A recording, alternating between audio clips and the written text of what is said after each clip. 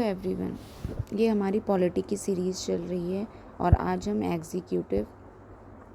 The executive in India से शुरू करेंगे। अभी तक हमने प्रेसिडेंट तक कवर कर लिया है, तो आइए चलते हैं, देखते हैं कि एग्जीक्यूटिव इन इंडिया के क्या क्या प्रोविज़न है।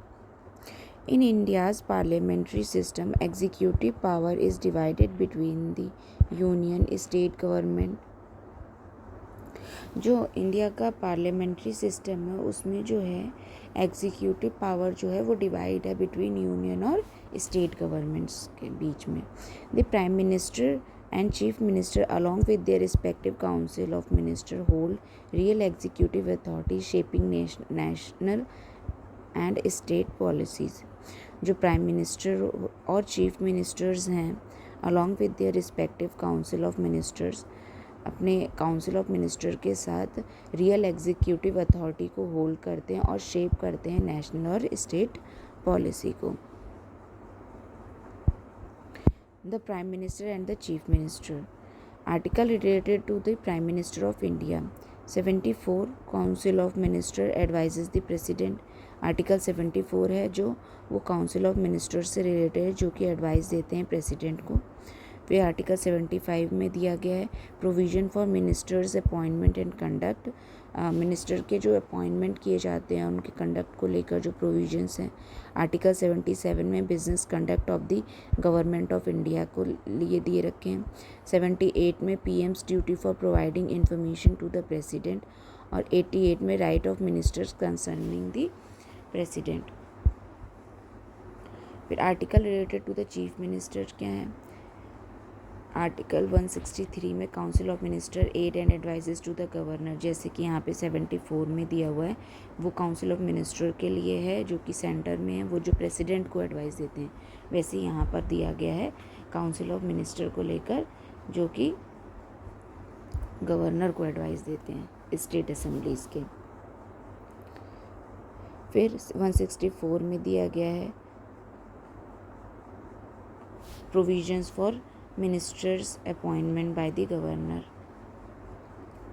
167 में दिया गया CM's duty to inform the governor about the council's decision, कि सीएम की क्या ड्यूटी है जो to inform the governor about the council के डिसीजन को। जितने भी काउंसिल के द्वारा जैसे डिसीजंस वगैरह डिस्कस किए जाते लिए जाते तो उनको जो है ये सीएम की ड्यूटी है कि वो गवर्नर को इन्फॉर्म करे। फिर 169 में दिया गया power to legislate for the composition of the legislative council. इसमें दिया गया है कि पावर टू लेजिस्लेट मतलब for the composition of legislative council. The constitutional provision of the PM and CM क्या दिए गए हैं। इसके लिए पैरामीटर है प्राइम मिनिस्टर और चीफ मिनिस्टर का। देखो अपॉइंटमेंट एंड ओथ से रिलेटेड क्या है। इसमें जो है आर्टिकल 75 में the president shall appoint by the president. इसमें कहा गया है कि जो the prime minister shall be appointed by the, जो प्राइम मिनिस्टर हैं वो जो हैं प्रेसिडेंट के द्वारा अपॉइंट किए जाएंगे। यहाँ पे कह दिया गया 164 में कि जो चीफ मिनिस्टर हैं वो जो है गवर्नर के द्वारा अपॉइंट किए जाएंगे। फिर अपॉइंटमेंट ऑफ पीएम या CM, no specific procedure in the constitution by convention the leader of the majority party is appointed as PM and CM. जो अपॉइंटमेंट ऑफ पीएम और सीएम को लेकर जो है कोई स्पेसिफिक प्रोसीजर नहीं गिवन है कॉन्स्टिट्यूशन में। इसमें सिर्फ बाय कन्वेंशन चला आ रहा है कि जो लीडर होता है मेजॉरिटी पार्टी का उसको अपॉइंट किया जाता है पीएम या सीएम। फिर discretion in case of no majority, अगर मान लो कोई भी मेजॉरिटी में नहीं है तो उस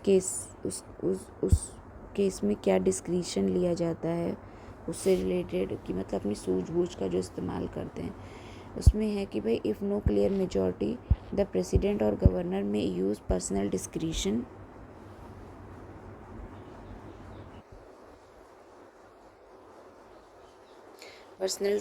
to appoint PM CM. The PM CM must secure a vote of confidence within a month. इसमें क्या है भाई, जब किसी की मेजॉरिटी नहीं होती है हाउस में मतलब लगता है कि किसी की मेजॉरिटी नहीं, तो उसमें फिर प्रेसिडेंट और गवर्नर पर निर्भर करता है कि वो जो है किसी को भी पीएम और सीएम जो है अपॉइंट कर सकते हैं।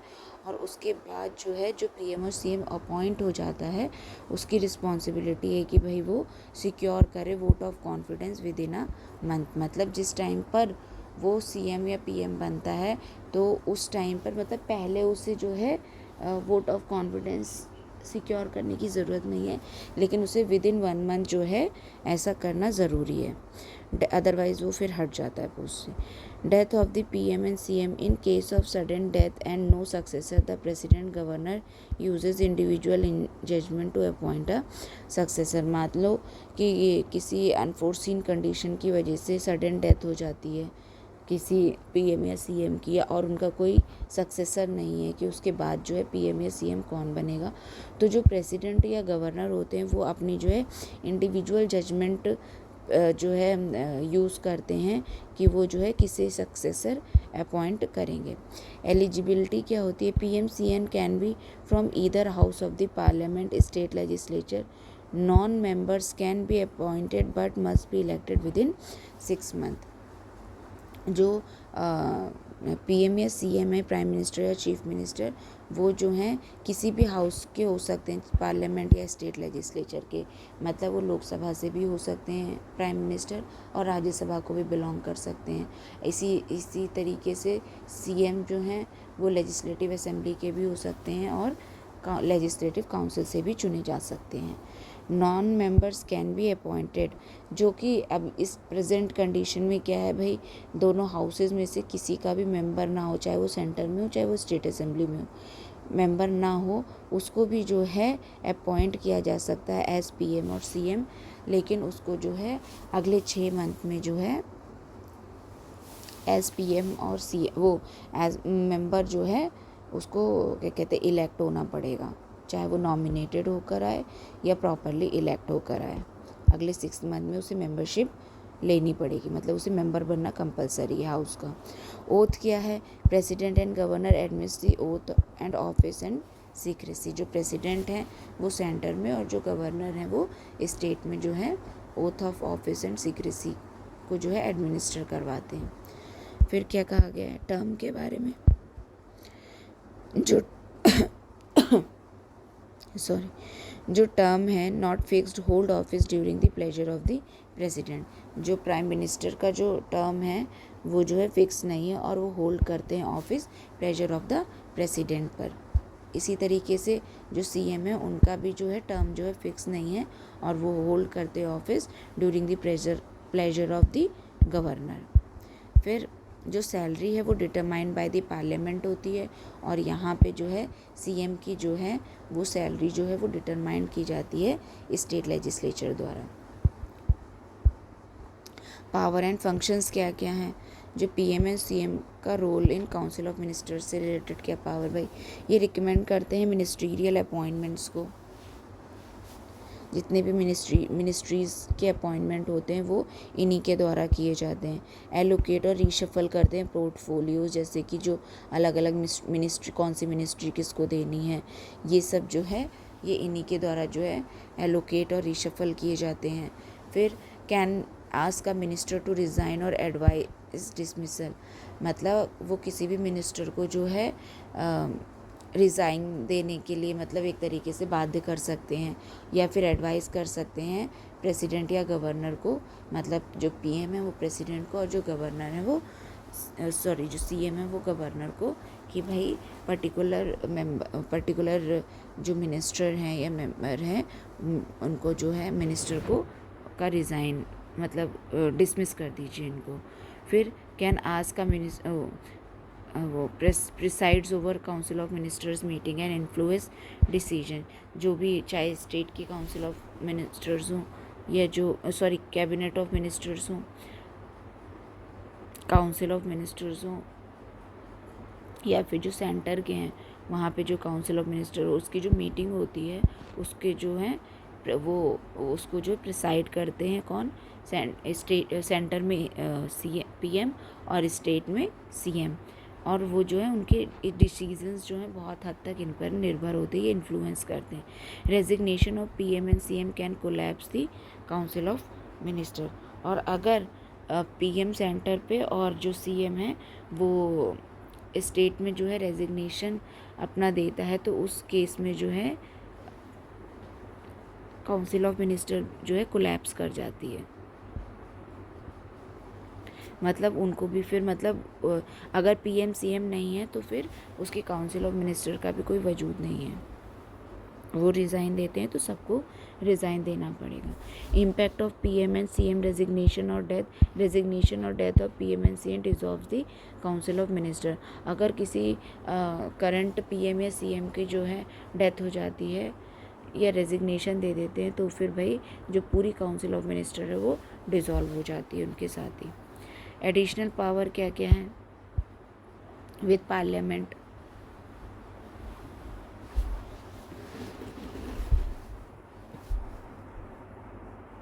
ये एडवाइस करते हैं सीएम को समनिंग और प्रोरोगिंग दी, मतलब ये प्रेसिडेंट को एडवाइस करते हैं कि समन और सेशन को समन और प्रोरोग करने के लिए। समनिंग होता है मतलब सेशन को जब बुलाना होता है, और जब प्रोरोग होता है मतलब जब उसको ख़त्म करना होता है। Can recommend dissolution of Lok Sabha, ये जो है रिकमेंड करते हैं कि भाई लोकसभा का डिसोल्यूशन अगर करना होता है तो ये प्रेसिडेंट को रिकमेंड करते हैं। अनाउंस करते हैं गवर्नमेंट की पॉलिसीज़ इन दी हाउस, ये जो है मान लो गवर्नमेंट की तरफ से जो पॉलिसीज़ नई नई जो डिसीजन लिए जा रहे हैं उसका अनाउंसमेंट भी इन्हीं के द्वारा किया जाता है। किसके द्वारा? पार्लियामेंट पीएम के द्वारा। अदर रोल ऑफ पीएम क्या होते हैं? चेयरमैन ऑफ नीति आयोग के ये चेयरमैन होते हैं। NITI Aayog, national integration council, inter state council, national water resource council और अदर काउंसिल के मतलब ये चेयरमैन होते हैं। Shapes foreign policy, chief government spokesman, crisis manager and leader of the ruling party, ये जो है शेप करते हैं फॉरेन पॉलिसी को। ये चीफ गवर्नमेंट स्पोक्स पर्सन होते हैं, गवर्नमेंट की तरफ से जो मेन पर्सन होते हैं जो ठीक है, और क्राइसिस मैनेजर होते हैं। उसी तरह से सीएम की क्या जो एडिशनल पावर है स्टेट लेजिस्लेचर में, भाई ये एडवाइस करते हैं गवर्नर को समनिंग और प्रोरोग करने के लिए सेशन के, और डिसोल्यूशन ऑफ असेंबली के लिए, ठीक है। अनाउंस करते हैं ये भी policy of the house of floor के, ठीक है, ये सीएम करते हैं। अदर रोल क्या है? ये चेयरमैन होते हैं स्टेट प्लानिंग बोर्ड के, वाइस चेयरमैन होते हैं जोनल काउंसिल के रोटेशनल बेसिस पे, मतलब जो जोनल काउंसिल के जो चेयरमैन होते हैं वो वाइस चेयरमैन जो होते हैं जोनल काउंसिल के, वो जो है अलग अलग स्टेट के जो हैं वो चीफ मिनिस्टर्स ही होते हैं रोटेशनल बेसिस पे। Member of inter state council होते हैं, ये नीति आयोग के मेंबर होते हैं। स्पोक्स पर्सन होते हैं, क्राइसिस मैनेजर होते हैं, और पॉलिटिकल हेड होते हैं सर्विसेज, स्टेट सर्विसेज के। फिर रिलेशन विद नॉमिनल हेड के मतलब रिलेशंस विद नॉमिनल हेड में क्या है भाई? पीएम का रिलेशन विद प्रेसिडेंट। आर्टिकल 74 कहता है कि पीएम जो है head the council of minister to aid and advise the president, मतलब जो पीएम है अपनी काउंसिल ऑफ मिनिस्टर के साथ जो है वो एड और एडवाइस करेंगे प्रेसिडेंट को। द प्रेसिडेंट में ask reconsideration but must follow final advice. जो प्रेसिडेंट हैं अगर उनको लगता है कि कोई डिसीजन जो है पीएम या उनके जो काउंसिल ऑफ मिनिस्टर हैं उसको जो है रिकन्सिडरेशन की ज़रूरत है तो वो ऐसा कह सकते हैं, लेकिन अगर फिर से जो है जो फाइनल एडवाइस होती है काउंसिल ऑफ मिनिस्टर के द्वारा, जो PM with council of minister जो उन्हें एडवाइस करते हैं वो उन्हें फाइनल डिसीजन फॉलो करना ही पड़ता है। फिर आर्टिकल 75 में दिया गया है कि जो पीएम है वो appoint by the president, other ministers appointed by on PM's advice. जो प्रेसिडेंट हैं वो जो है पीएम को अपॉइंट करते हैं और बाकी जो मिनिस्टर हैं वो अपॉइंट किए जाते हैं प्रेसिडेंट द्वारा ही, लेकिन पीएम की एडवाइस पे, जिसे पीएम कहते हैं उसको ही वो अपॉइंट करते हैं। फिर ministers hold office at the pleasure of the president, जितने भी मिनिस्टर हैं वो होल्ड करते हैं office at the pleasure of the president, मतलब प्रेसिडेंट जब चाहे उन मिनिस्टर को हटा सकते हैं। इवन प्राइम और ऐसा कर सकते हैं प्राइम मिनिस्टर के कहने पे।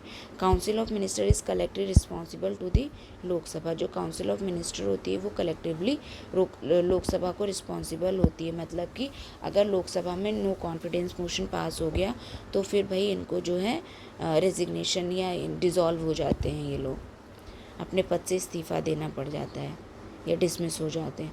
आर्टिकल 78 कहता है कि ये पीएम की ड्यूटी है, इंक्लूड करता है कि वो कम्युनिकेट करे काउंसिल ऑफ मिनिस्टर के डिसीजंस को and legislative proposal to the president. जितने भी डिसीजन इनके द्वारा लिए जाते हैं काउंसिल ऑफ मिनिस्टर और पीएम के द्वारा, वो जो है सारे लेजिस्लेटिव प्रपोजल जो हैं वो प्रेसिडेंट के द्वारा को कम्युनिकेट करेंगे, फिर सबमिट करेंगे matter for council of ministers consideration upon the president request. मतलब ये जो है एक तरीके से प्रेसिडेंट और काउंसिल ऑफ मिनिस्टर के बीच की कड़ी होते हैं एक तरीके से। मतलब जो इसके डिसीजन होते हैं उसको प्रेसिडेंट तक पहुंचाते हैं और जो प्रेसिडेंट की जो भी कोई ऐसे डिसीजंस होते हैं वो काउंसिल ऑफ मिनिस्टर तक भी इनके द्वारा ही एड्रेस मतलब बताए जाते हैं।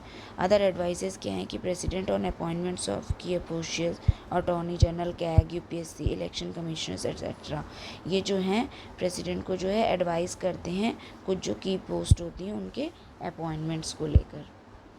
फिर सीएम विद गवर्नर का भाई क्या रिलेशन है। आर्टिकल 163 कहता है कि जो सीएम है वो हेड करेगा काउंसिल ऑफ मिनिस्टर, जो कि एड और एडवाइस देंगे किसको, गवर्नर को। लेकिन वो चाहे तो अपनी मतलब देखो ये प्रेसिडेंट को नहीं है कि वो उसे अपनी डिस्क्रिशन से नहीं कर सकते, लेकिन गवर्नर के केस में ये उसको पावर है कि वो भाई अपनी डिस्क्रिशन से भी डिसीजन ले सकता है। फिर आर्टिकल 164 क्या कहता है, CM appoint by the governor and other ministers on CM's advice. जो सीएम है वो गवर्नर के द्वारा अपॉइंट किया जाएगा और जो बाकी सारे मिनिस्टर्स हैं वो सीएम की एडवाइस पर गवर्नर द्वारा अपॉइंट किए जाएंगे। फिर मिनिस्टर्स जो होते हैं वो होल्ड करते हैं office at the pleasure of the governor. Governor के प्लेजर पे जो है सारे मिनिस्टर्स जो हैं होल्ड करते हैं ऑफिस। अगर गवर्नर जो चाहे तो किसी को भी डिसमिस कर सकता है, उसकी पोस्ट से कभी भी हटा सकता है, लेकिन वो ऐसा तब करता है जब उसको जो है प्राइम मिनिस्टर एडवाइस देते हैं। Council of minister is collectively responsible to the legislative assembly.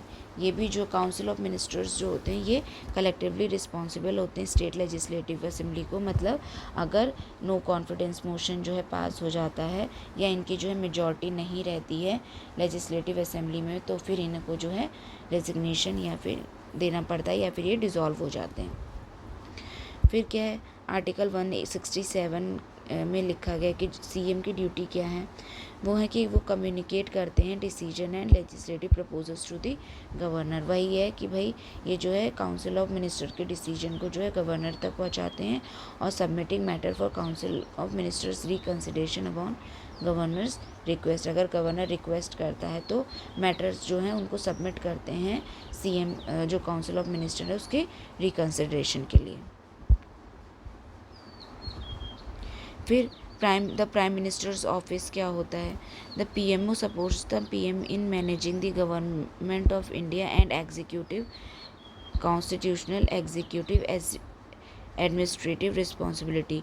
जो प्राइम मिनिस्टर्स ऑफिस होता है वो सपोर्ट करता है पीएम को मैनेज करने में government of India and executive constitutional executive administrative और रिस्पॉन्सिबिलिटीज़ को। मतलब जो सारी जिस प्रकार की जो कॉन्स्टिट्यूशनल हो, एग्जीक्यूटिव हो या एडमिनिस्ट्रेटिव जो रिस्पॉन्सिबिलिटीज़ होती हैं उनको जो है एक तरीके से फॉलो करने में या निभाने में जो है पीएम की मदद करता है कौन, प्राइम मिनिस्टर का जो ऑफिस होता है। फिर task with coordinating operating of various department and ministries.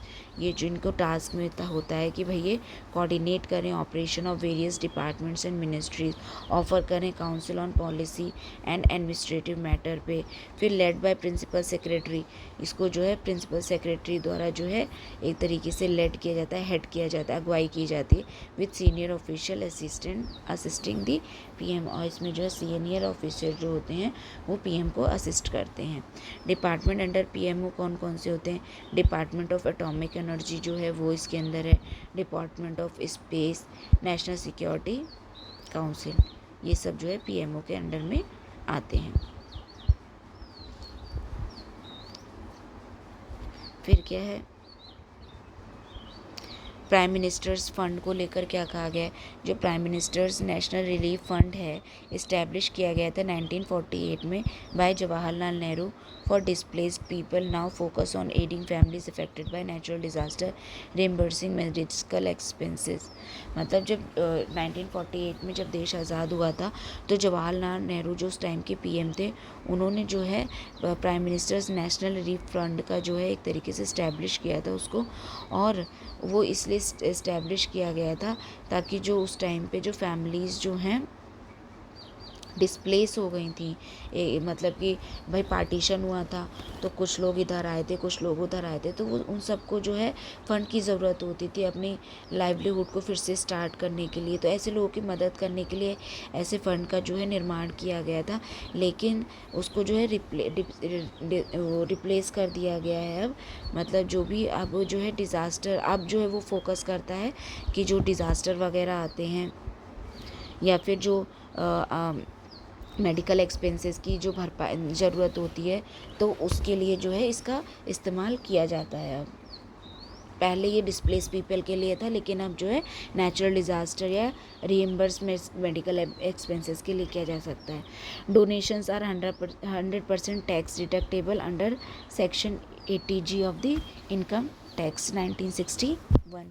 जो इसमें जो डोनेशंस दी जाती हैं लोगों के द्वारा, उनको जो है 100% जो है टैक्स से एक्सक्लूड करा जाता है, मतलब अंडर 80G का जो इनकम टैक्स का एक्ट है 1961 का। फिर एक है नेशनल डिफेंस फंड, ये इस्टेब्लिश हुआ था 1962 में post Sino Indian war, chaired by PM, reliant on public voluntary contributions. Contributions are 100% tax deductible under section 80G of the income tax act. इसमें क्या कहा गया है कि भाई जो नेशनल डिफेंस फंड था, उसमें जो है उसको इस्टेब्लिश किया था 1962 में, जब जो चाइना के साथ जो वॉर हुई थी उसके बाद इसको भी जो है पीएम के द्वारा चेयर किया जाता है। ये रिलायंट करता है पब्लिक के जो द्वारा वॉलंटरी कंट्रीब्यूशन किया जाता है उस पर, और कंट्रीब्यूशन जो होते हैं इसमें जो कंट्रीब्यूट करते हैं लोग, वो जो है 100% टैक्स डिडक्टेबल जो है मतलब जो कंट्रीब्यूशन होता है वो 100% टैक्स डिडक्टेबल होता है under 80G of the income tax act 1961। जिस तरीके से ये जो है 100% प्राइम मिनिस्टर का नेशनल रिलीफ फंड होता है, ये भी 100% टैक्स डिडक्टेबल है, और नेशनल डिफेंस फंड भी टैक्स डिडक्टेबल है 100%। फिर पीएम केयर्स फंड क्या है, ये क्रिएट किया गया था मार्च 2020 में by PM Narendra Modi in response to कोविड-19 pandemic addressing various emergency situation आ गई थी उस टाइम पे, तो उसको एड्रेस करने के लिए ये जो है प्राइम मिनिस्टर नरेंद्र मोदी द्वारा जो है इस्टेब्लिश किया गया था। इमरजेंसी सिचुएशन को एड्रेस करने के लिए इनके द्वारा जो कोविड-19 पैंडेमिक था उस टाइम पे किया गया था। फिर role of prime ministers by scholars क्या है भाई, सर विलियम वेनोर हारकोर्ट ने कहा है कि जो पीएम है वो moon among the lesser star हैं। ठीक है, मतलब इनकी पोजीशन को जो इम्पोर्टेंस देते हुए जो अलग अलग लोगों के द्वारा जो स्टेटमेंट दिए गए हैं उसके बारे में बताया जा रहा है कि जो सर विलियम वेनोर हारकोर्ट थे, उन्होंने कहा है कि जो पीएम है वो बहुत सारे स्टार्स के बीच में मून की तरह हैं। आइवर जेनिंग्स जो हैं वो उन्होंने कहा कि जो PM is the sun around the which planets revolve, मतलब इन्होंने काउंसिल ऑफ मिनिस्टर को जो है एक तरीके से प्लैनेट्स कहा है, और पीएम को जो है सन कहा है, जो जिसके इर्द गिर्द जो है प्लैनेट्स रिवॉल्व करते रहते हैं। फिर लॉर्ड मॉर्ले ने कहा है कि PM is the prime centre pairs and the key stone of the cabinet arc, मतलब इन्होंने इसकी इम्पोर्टेंस बताते हुए कहा है कि जो पीएम होता है वो एक तरीके से की स्टोन होता है ऑफ द कैबिनेट आर्क का। फिर हार्बर्ट मॉरिसन ने कहा है कि जो पीएम है वो प्राइम सेंटर पेयर्स हैं विद अ स्ट्रॉन्गर रोल, मतलब पीएम काफ़ी स्ट्रॉन्ग पोजीशन को होल्ड करते हैं। फिर R.H. क्रॉसमैन ने कहा cabinet government turn into prime ministerial government, जो कैबिनेट गवर्नमेंट है वो जो है प्राइम मिनिस्ट्रियल गवर्नमेंट में टर्न हो गई है। हम्फ्रे बर्कले ने कहा PM hold super ministerial power risking democracy. जो PM है वो सुपर मिनिस्ट्रियल पावर को जो है होल्ड करते हैं और ये जो है डेमोक्रेसी के लिए खतरा है। फिर BR अम्बेडकर ने कहा PM's role surpasses the president akin to US president. PM का जो रोल है वो सरपास करता है प्रेसिडेंट को एकिन्स टू US प्रेसिडेंट की तरह। फिर क्या है, facts about Indian prime minister. जो लॉन्गेस्ट सर्विंग प्राइम मिनिस्टर रहे हैं वो जवाहरलाल नेहरू रहे हैं। फिर अब तक फिर सेकंड लॉन्गेस्ट सर्विंग जो थी वो इंदिरा गांधी थी। फर्स्ट नॉन कांग्रेस PM जो थे वो मोरारजी देसाई थे। First Indian PM awarded Pakistan highest civilian award वो भी मोरारजी देसाई थे। यंगेस्ट इंडियन PM जो थे वो राजीव गांधी थे। First PM from south India जो थे वो PV नरसिम्हा राव थे। First PM who was the member of Rajya Sabha वो थी Indira Gandhi. Twice acting prime minister जो थे वो गुलजारी लाल नंदा थे।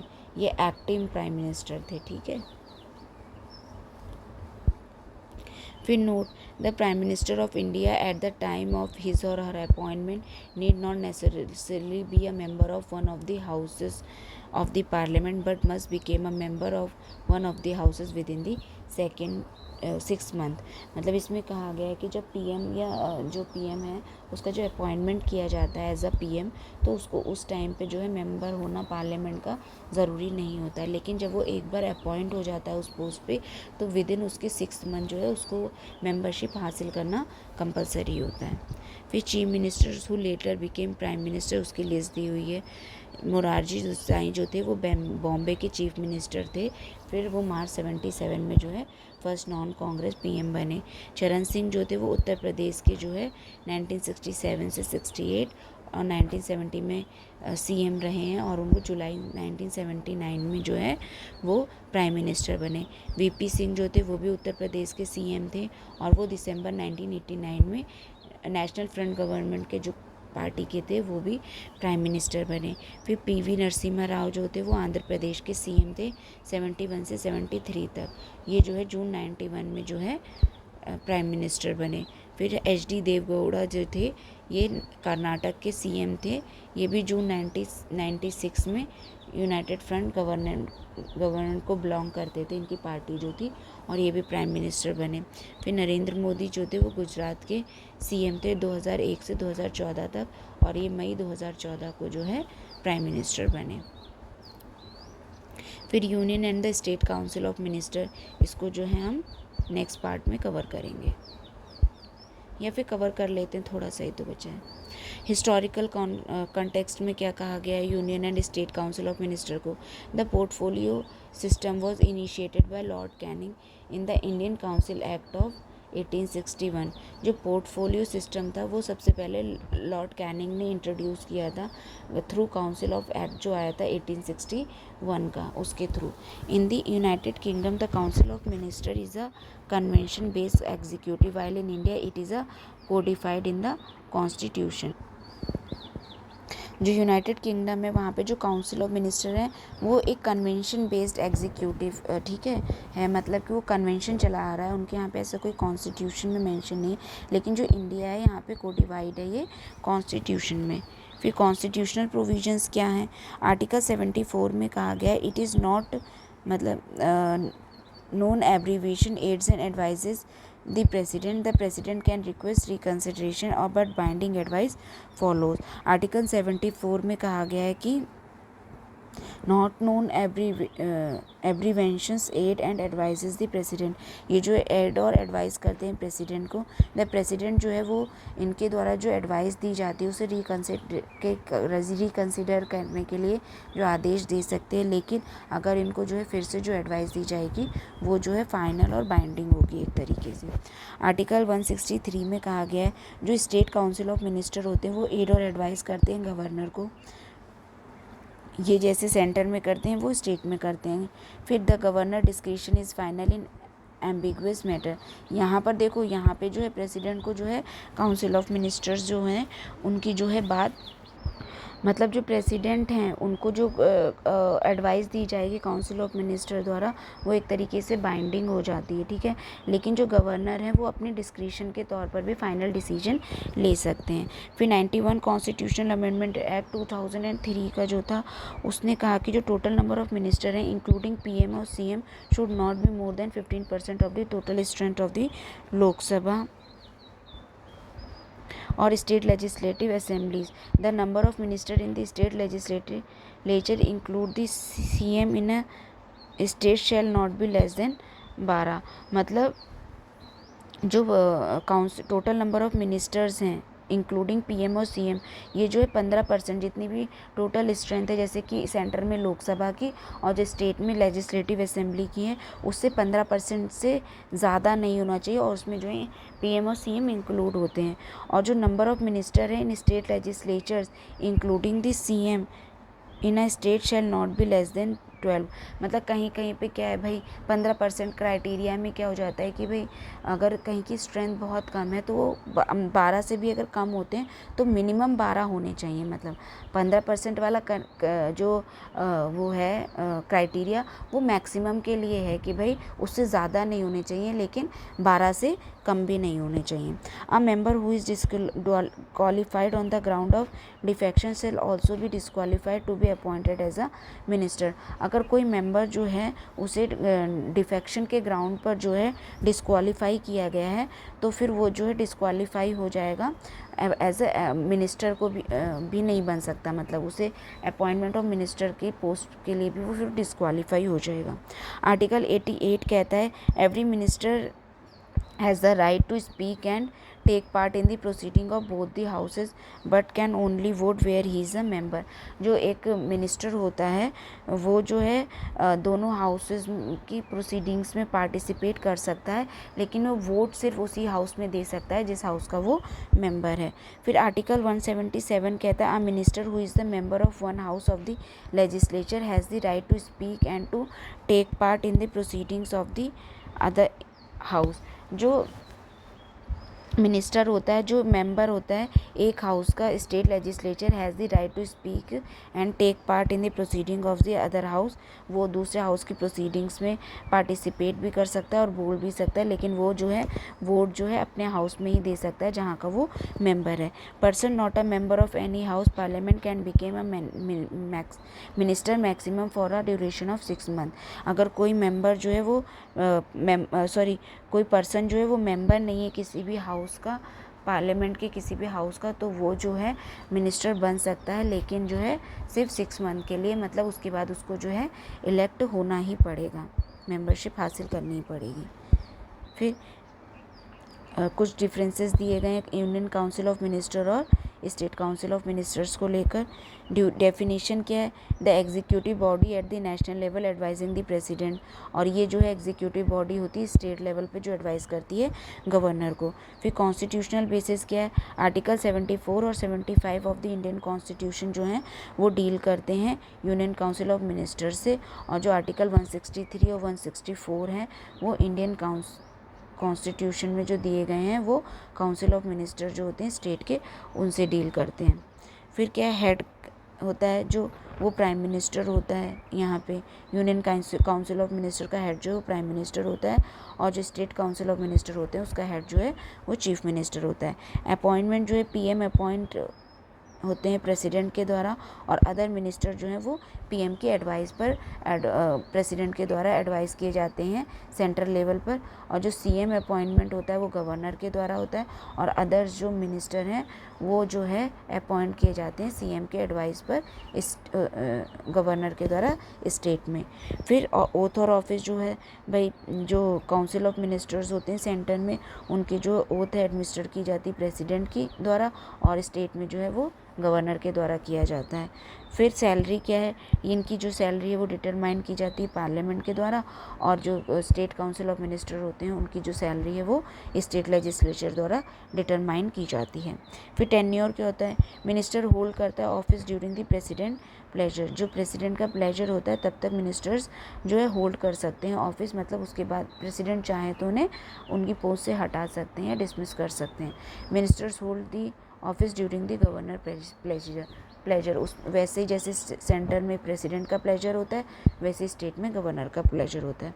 कलेक्टिव रिस्पॉन्सिबिलिटी होती है, जो यूनियन काउंसिल ऑफ मिनिस्टर्स होते हैं वो कलेक्टिवली रिस्पॉन्सिबल होते हैं लोकसभा को। मतलब अगर लोकसभा में उनका जो है कॉन्फिडेंस नहीं है या उनकी मेजॉरिटी नहीं है तो फिर उनका डिसमिसल या डिसोल्यूशन हो जाएगा।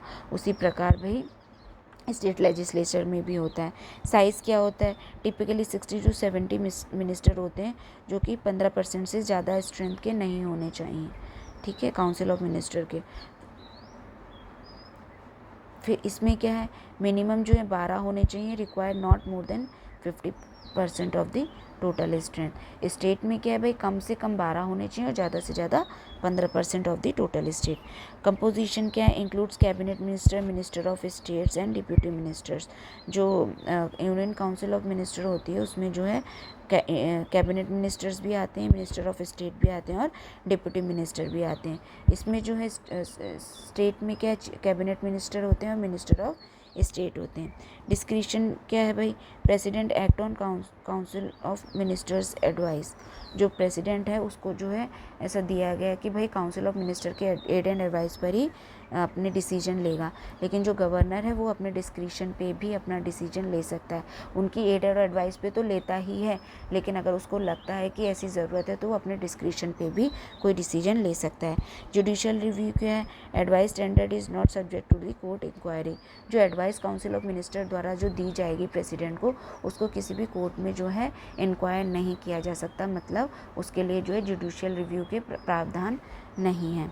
और जो सेंटर में है वो स्टेट में है उसी तरीके वहाँ पर भी फॉलो होता है कि जो एडवाइस है वो किसी भी कोर्ट में इंक्वायर नहीं की जाएगी, जो state council of minister governor को देते हैं। फिर राइट क्या है मिनिस्टर्स के, ये स्पीक कर सकते हैं दोनों हाउसेस में और वोट कर सकते हैं किसी भी हाउस में जिसके वो मेंबर हैं। सिमिलर राइट जो है वो यूनियन काउंसिल ऑफ मिनिस्टर की तरह ही है, लेजिस्लेटिव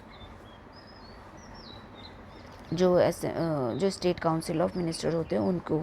फिर मीटिंग फ्रीक्वेंसी क्या है, does not meet as a body for business, ठीक है, may convene for legislative bodies.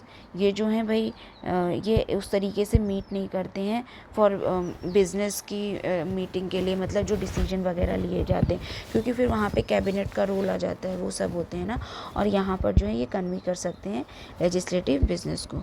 फिर कलेक्टिव इंडिविजुअल रिस्पॉन्सिबिलिटी क्या होती है भाई, both council operates on collective responsibility meaning they work as a team and resign upon non confidence motion.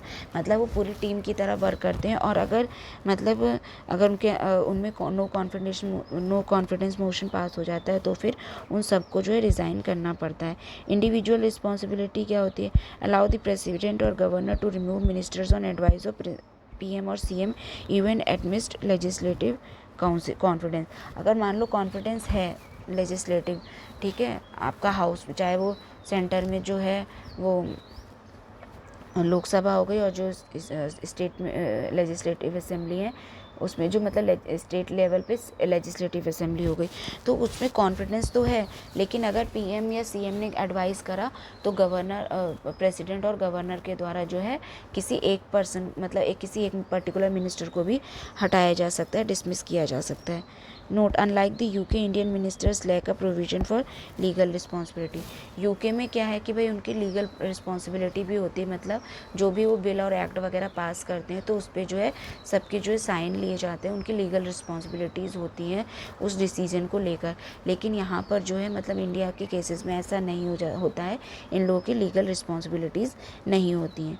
The cabinet और kitchen cabinet क्या होता है, जो कैबिनेट होता है वो स्मॉलर बॉडी होता है जो कि डिफाइन किया गया है 44th कॉन्स्टिट्यूशनल अमेंडमेंट के द्वारा 1978 में। इसमें कंसिस्ट होते हैं 15 to 20 members and meets frequently for decision making.